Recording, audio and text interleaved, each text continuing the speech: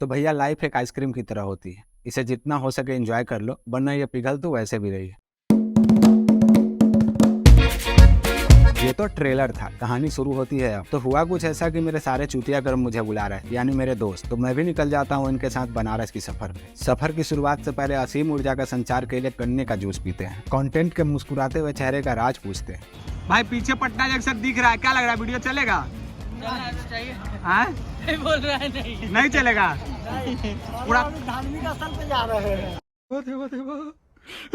मैं तो तेरे को हरामी समझता था, तो राम निकला रे, देव मानुस निकला रे। ये जवानी है दीवानी के बन्नी से बैग उधार लेके कंटेंट बना रहे जाने को बेकरार है। हम लोगों ने सफर को यादगार बनाने के लिए, या यूं कहो कि हमने अपनी गरीबी को एक्सेप्ट करके जनरल का टिकट कटा लिया। हमारी ट्रेन आए उससे पहले बदमाश छोरा नमकीन और पानी ले आता है। इस तरह मैं फर्स्ट टाइम कहीं सफर कर रहा हूँ। हमारी सफर की शुरुआत होते ही सबने दम तोड़ दिया। हम सब ने ईसोफेगस और लार्ज इंटेस्टाइन को शांत करने और खुद को चार्ज करने के लिए इस नमकीन का सहारा लिया। रास्ते में हमारी ट्रेन बक्सर में रुकती है। हम तीनों तो नीचे आ जाते हैं, लेकिन बदमाश छोरा जगह को कायम रखने के लिए नीचे नहीं है। हम सारे बेरोजगारों में से एक, यानी कंटेंट, जिसको स्पीकर चार्ज करने में लगा देते हैं। अब चालू होती है भोजपुरी गानों का कहर। इस गोल्डन मैन को पसंद नहीं आया। म्यूजिक से बोर होते ही हम सब लोग ने काटने वाला गेम खेलना शुरू कर दिया। और मेरा काटने से वो मतलब नहीं था। रास्ते में एक और जगह ट्रेन रुकती है, जहाँ स्टेशन पे पनीर पैटीज लेते हैं जिसमें सिर्फ आलू होता है। चूतिया बनाया तुमको। तभी हमारी नजर इस गोल्डन बॉय यानी बीमल के नए ब्रांड एम्बेसडर पे जाती है। जुबान एक हो तो दिल भी एक होने चाहिए, बोलो जुबान केसरी। इस रोमांचक सफर को नया रूप मिलने वाला था, क्योंकि हम लोग बनारस आ गए। रात को 3 बज गए थे। इस सफर में हम लोगों ने कुछ खाया नहीं था, तो ऊर्जा की संचार को बढ़ाते हैं। तन बदन को इस भोजपुरी गानों पर थिरकाते हुए पहुंच जाते हैं 80 घाट,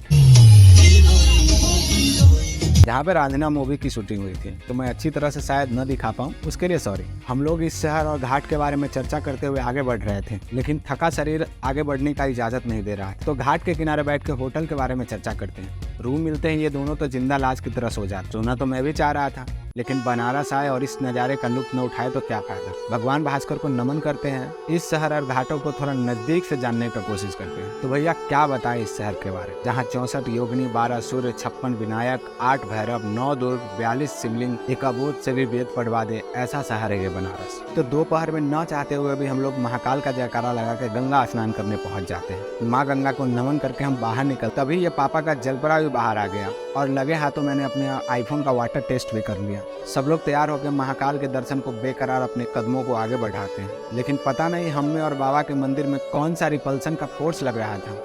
मैं जितना मंदिर के नजदीक जा रहा था, मंदिर उतना ही दूर जा रहा था। शायद मैं महाकाल से मिलने को बेकरार ही उतना था। मंदिर के अंदर की तस्वीर को दिखा नहीं सकता क्योंकि फोन अलाउ नहीं थे, और मुझे अपने महाकाल से थोड़ा शांति मन से मिलना। मिल के बाहर आते ही अब बारी थी शिव के स्थान यानी मणिकर्णिका का। वो कहा जाता है ना कि सब कहानियों के बाद एक आखिरी कहानी होती है जिसे कोई सुनना नहीं चाहता। आखिर चाहे कहानी का हो या जीवन का, पर असली कहानी तो अंत में ही कही जाती है। जीवन का सत्य।